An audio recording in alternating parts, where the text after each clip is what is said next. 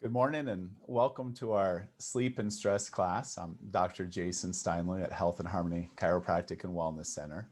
And this is part of our advanced series classes this year to help make this your healthiest year yet. On today's class, we're going to talk about stress. We'll talk about the effect that stress has, what's called the stress response, both short-term and long-term on our health. We'll also talk about sleep. What are the benefits of sleep? What are some of the risks with not getting a good night's sleep? And then we'll spend some time looking at what's called a sleep study test. And then ultimately talk about what you can do about it, how you can help lower your stress, help improve your sleep, help to reduce fatigue in your life. Now, with stress, especially this last year, it's really been considered a pandemic. Coronavirus, there's been an escalation of stress. The Kaiser Family Foundation last year at this time, they did a poll, and in that poll, they found that 50% of Americans were reporting that it was affecting their mental health. Last year in April, so exactly a year ago, the Federal Emergency Hotline for people in emotional distress, that hotline had 1,000% increase in usage. And so things like anxiety, depression, those things closely follow stress. And then following that is an increase in suicide rates. And we've seen that this last year. Comparative, what they call coronavirus related anxiety back in 2007, when there was the recession, a lot of stress around that. They also saw at that time an increase in suicide rate. So stress, it's a popular topic, and in the office, we've talked a lot, if you come to our Better Results Faster workshop, about the stress response in our bodies with the nervous system. Because with our chiropractic care, it focuses on making your nervous system healthy and functioning at the level it was intended. And so in the body, there's two pathways for stress. One's called the sympathetic nervous system, and you may know that as the fight or flight. And the other system's the parasympathetic system, and that's more your rest recovery. So when something happens in our environment, we get bad news. We watch the news. We're worried about the weather. Something threatens us, and stress is triggered in our bodies. Immediately, the sympathetic nervous system fires. This fires quicker than we can even mentally process it. That's why you hear about these heroic feats of a man running across railroad tracks to save a child or a dog that's right in front of a train, or the mother that can actually lift a car off of her child. I mean, things that seem super heroic, supernatural. That's the sympathetic nervous system, where those nerves are firing right to the adrenal gland, causing it to release adrenaline. It's going out to your muscles, causing all the blood to flow to your muscles, taking blood away from organs like your intestines, your stomach, your liver, your kidneys, because digestion, breakdown of food, those things aren't important. They are not important when you're just trying to survive. So sympathetic, parasympathetic. And the parasympathetic's the opposite side of that autonomic nervous system. That is the rest recovery. That's where the blood gets shunted back to the intestines, the stomach. You're breaking down food, you're building tissue, you're repairing the body. What we're going to do in our class today is we're going to look at another component to the stress response, and that's a hormone chain, and it's called the Hpa Access. So we have the nervous system, the immediate firing of that sympathetic, but then we also have what's called the Hpa Access. And the Hpa Access, that stands for hypothalamus, pituitary, adrenals.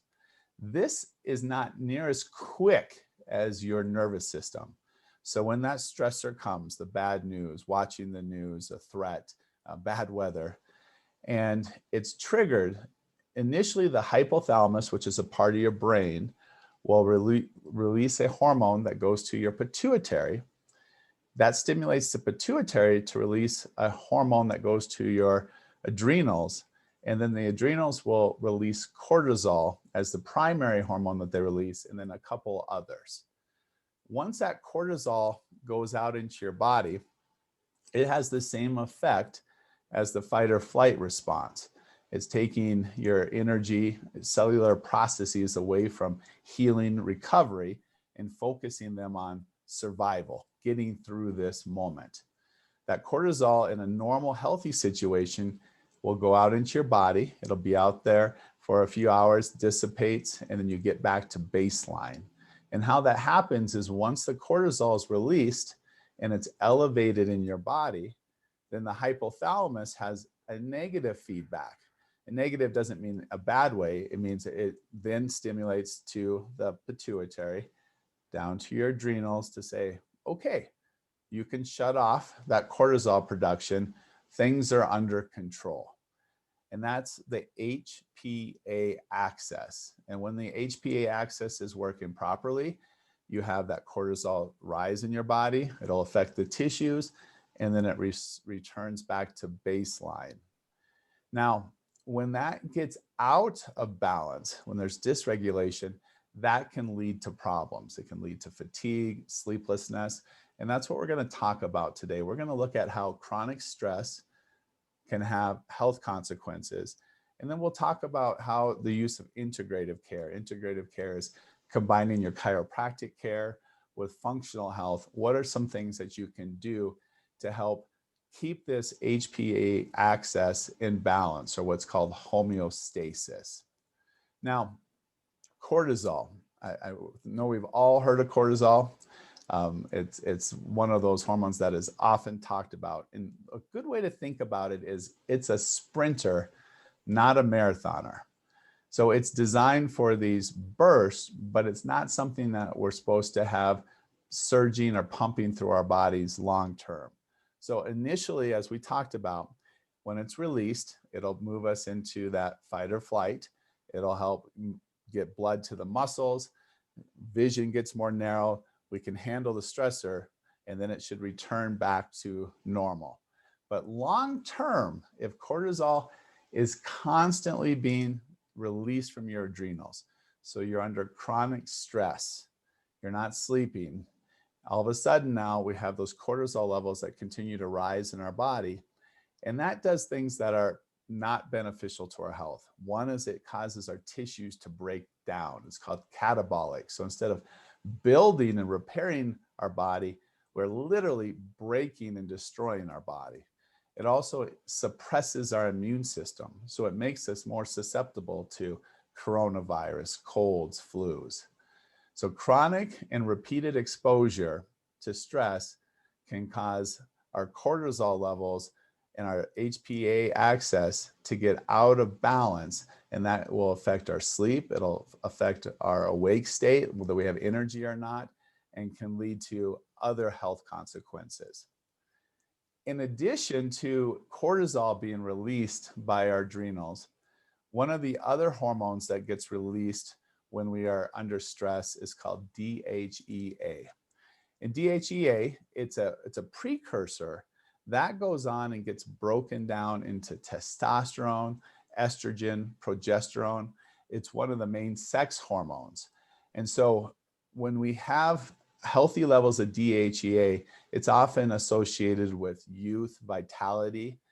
When those start to deplete, and they start to deplete naturally once we get into adulthood and as we age, it's associated with aging. So low DHEA associated with aging, also low libido, low sexual function in both men and in women. Now, looking at the bigger picture, Hans Saliva had this, what's called the general adaptation syndrome. And he spends his life studying stress. So there's 3 phases to this. The first stage is arousal, and that's where you have a stressor, and your cortisol and DHEA will both rise in the body to help you be able to address that situation or that news. And then they come back down, and then you get back to a healthy baseline. So that's what we all want. If we move past stage 1 into stage 2, that's called the adaptation phase. And in this phase, now we've been under chronic stress. And chronic stress can be just worrying about something all the time, thinking about what's happening to things in our country, around the world. It doesn't have to be physical stresses, but however that stress comes in, and we've been under stress for a prolonged period of time, at that point, we start to see the cortisol levels staying elevated. So they're not coming back down to a healthy range. They're staying elevated. But the DHEA that initially goes up, it starts to deplete. That's where we'll see high cortisol, low DHEA. And then lastly, we can move into what's called exhaustion. In exhaustion, this is adrenal burnout. This is absolute fatigue, where now our cortisol levels are low and our DHEA is low. This is where it's like you robbed Peter to pay Paul. There's no more for those adrenals to give. They've been just constantly worked. You've been taking from them. There's been no time for recovery, nothing done to support the adrenals, and they've just thrown up the white flag. Now, this stress response, the Hpa Access, so short-term cortisol elevated, long-term it'll deplete. Same with DHEA. In a healthy response, it elevates, long-term it depletes. Both of these, when we start seeing those deplete, we can lead to more fatigue, chronic fatigue, just never feeling like, even if you do get a night's sleep, that you're in an awake state. And so these are some of the conditions associated with that HPA dysfunction: insomnia, irritability. I know some of us can relate to that. Shortened sleep time. This is where, like, I fell asleep, but then I'm awake. And I fall asleep again, then I'm awake. And that fragmented. And also some things like Cushing's syndrome, depression, anxiety, rheumatoid arthritis, fibromyalgia, asthma. All of these things are associated when that Hpa Access gets out of balance. So how does this tie into sleep? With sleep, they say that between 50 and 70 million Americans are affected by poor sleep. Even up to 50% of children at times have complained about not sleeping well. This is an interesting component because the Hpa Access, when it gets out of balance, it will affect your sleep, where it leads to poor sleep. But poor sleep also will cause your Hpa Access to get out of balance. So we get into this real negative cycle where your adrenals are taxed, your DHEA gets low, you're not sleeping well, and then because of that, it's putting more stress on the Hpa, that hypothalamus, pituitary, adrenals, and we start to see this just slow decline of how we feel, how we sleep, and our energy levels. And that's why pharmaceutically, there's such a huge industry for both prescription and over-the-counter sleep aids. And these should really be a last resort. The prescription sleep aids, they've been given a black box warning by the FDA. So things like Ambien, Lunesta have a black box warning. And if you're not familiar with that is, it's the highest warning that the FDA will issue. It's kind of the most stringent warning for drugs and medical devices because of the serious risk of side effects that can include injury or even death. Now, with sleep, why is sleep so important? Have you ever thought about that? Like, why is it when you sleep, you can wake up and you feel better? You have a new perspective on the day. And one of the things that I think is fascinating about sleep is there's something in your brain and spinal cord called the lymphatic system. Now, you may have heard of the lymphatic system through your body that helps get kind of waste, pumps it up, will put it into your veins, and then so your body can excrete it. The lymphatic system is specifically for your brain, and your spinal cord, your central nervous system. And the lymphatic system is what removes waste from the brain and the spinal cord. The lymphatic system works primarily when you are sleeping. So if you are somebody that's not sleeping regularly, then your lymphatic system can't work properly, and you can have a buildup of these toxins and waste around your brain and your spinal cord. And one of those that's really important, as you see on the slide, is that amyloid beta, and that's associated with Alzheimer's disease. Elevated levels of that is associated with you having an increased risk of developing or having Alzheimer's disease. So sleep's really important for helping to get rid of waste around your brain, your spinal cord. It's also tied in with obesity. And just if you kind of step back and think about it, oftentimes if you don't get a good night's sleep, you may just eat more the next day because you're trying to get little surges of energy to make up for not feeling rested. But there's also things that happen at a hormonal level when you're not sleeping well. So they found with studies that when you sleep less than 6 hours a day, that you have an increase in a hormone that your body releases that causes you to be more hungry. You just want to eat more food. It literally changes the way you're approaching the day where, hey, I'm just hungry all the time. And it has a negative impact on several hormones. One's called leptin. And leptin, if you took our weight loss class, that was the hormone that your body releases that just tells you, hey, I'm full. I don't need any more. It's the one that just makes you feel satisfied. It has a negative impact, low levels of sleep, on insulin, makes you more resistant to insulin. Cortisol, which we just talked about.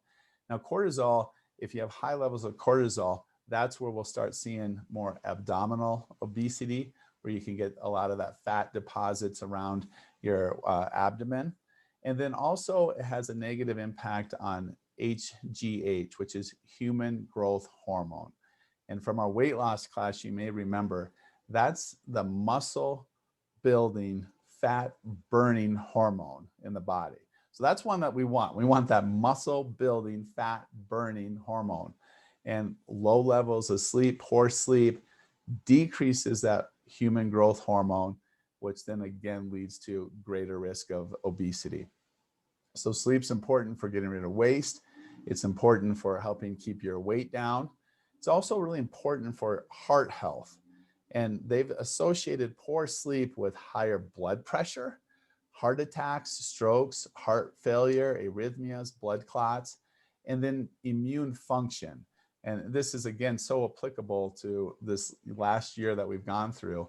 There was a study at the University of California that showed people who had 6 hours or less of sleep a night were more likely to get sick from a virus than those who slept 7 or more hours a night. So a good night's sleep helps keep that immune system strong, or what we call a titanium immune system. Now, just like there's a lot of pharmaceuticals out there, over the counter and prescription, as sleep aids, the same is for supplements. If you go over to natural grocers, Whole Foods, King Soopers, when there's just a shelf full of different types of sleep aids. And probably the most popular one is melatonin. And melatonin's interesting.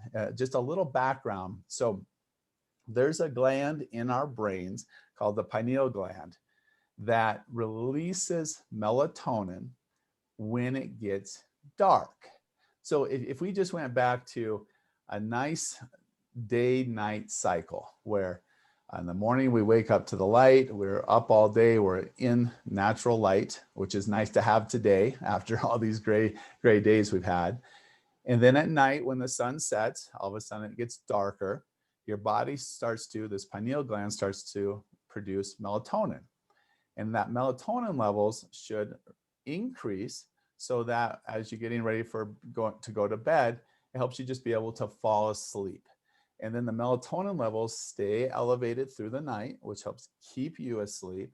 And then in the morning, as your room lightens and you start getting that light, not even with your eyes open, but just falling upon you, then that pineal gland starts to decrease the release of melatonin, the levels drop in your body, and then you are able to wake feeling rested.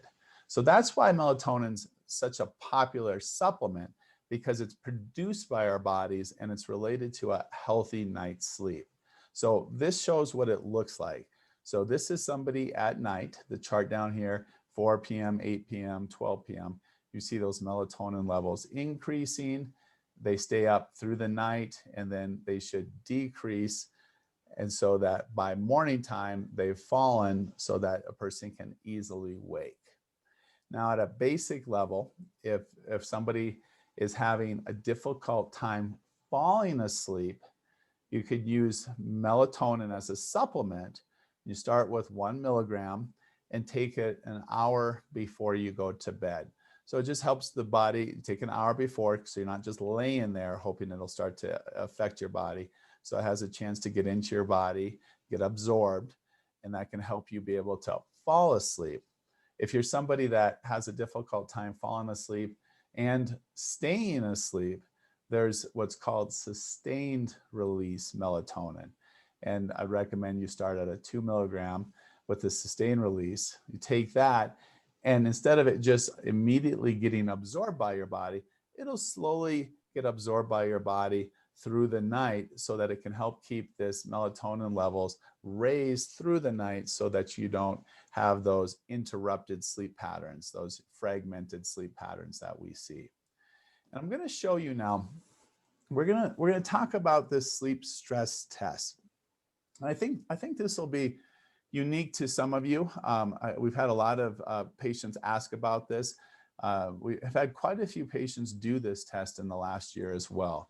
So this is an example of a sleep stress test that we did in the office.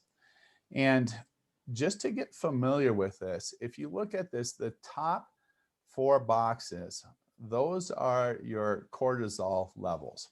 So we talked about that cortisol as being part of your HPA access. It's what's released by your adrenals. The bottom part is the melatonin, and there's 4 different boxes for that melatonin. And again, that's that sleep. It's associated with sleep. We want that to raise as you're going to bed and stay up through the night.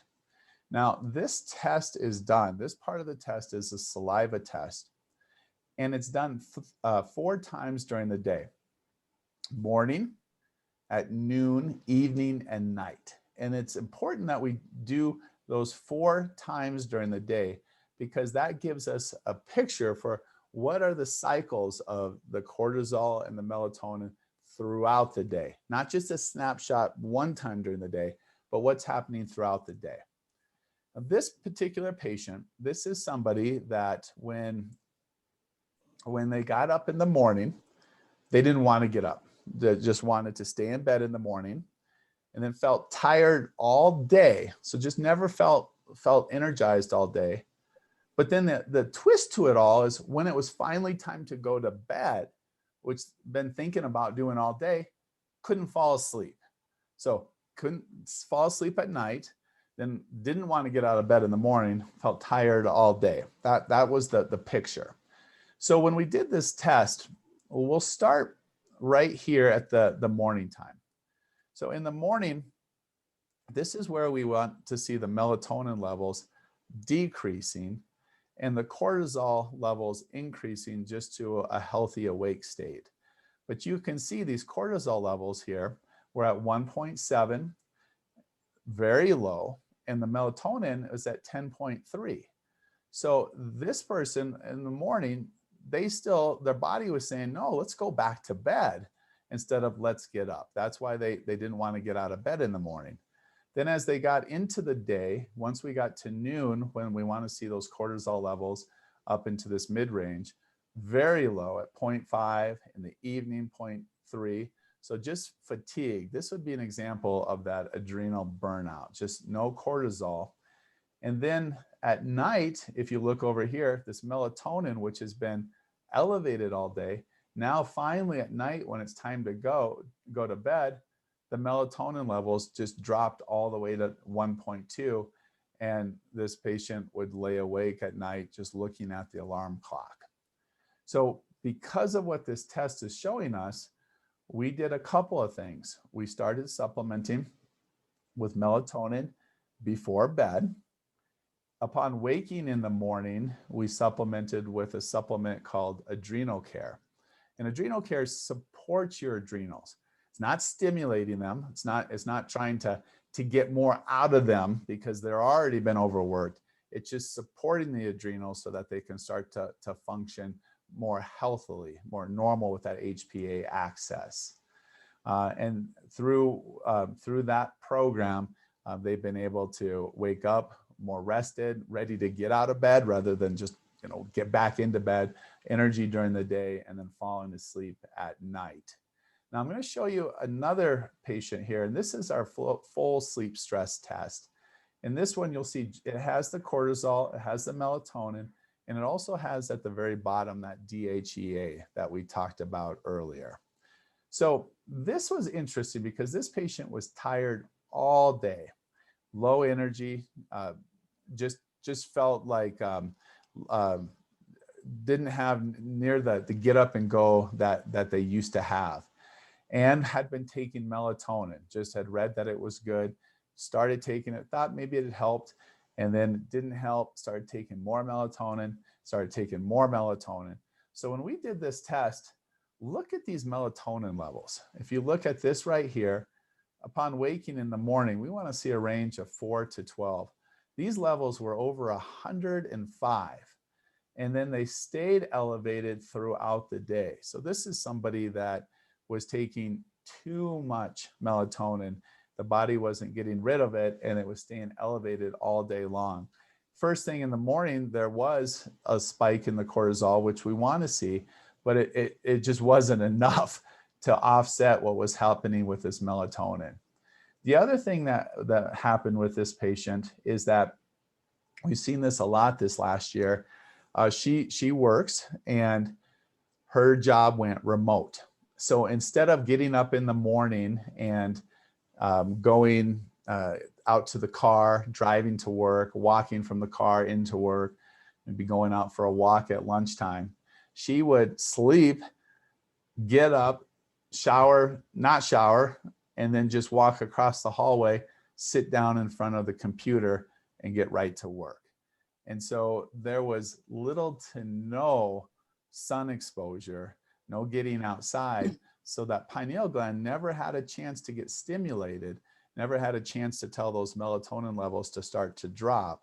So what we did here is we reduced the melatonin significantly. We started with the Adrenal Care, and then we also just recommended you need to get outside every morning. Don't just go from your bedroom to your office without getting that sunlight, and that helped bring those melatonin levels down. Now, I mentioned this Adrenal Care. It's a product that we use in the office. We've had great success with it.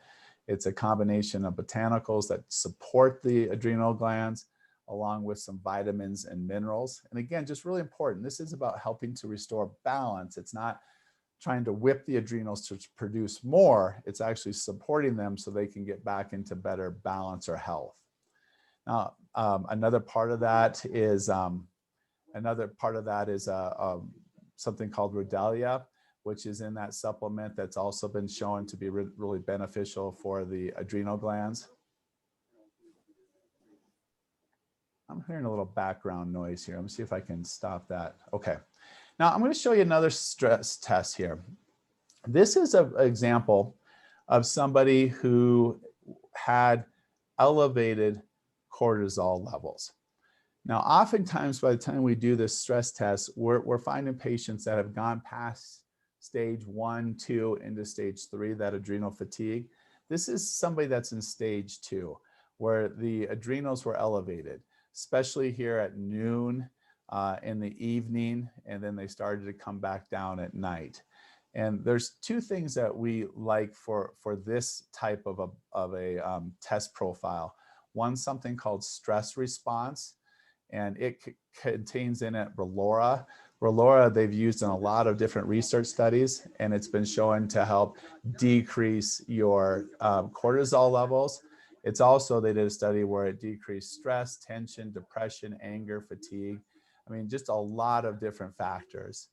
And then also we have a product called Be Calm, and Be Calm contains CBD along with some of these botanicals and vitamin and minerals that just helps.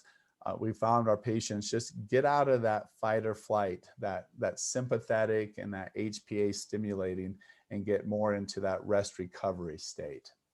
Now, this is an example of a test. This is a patient that was an elderly patient.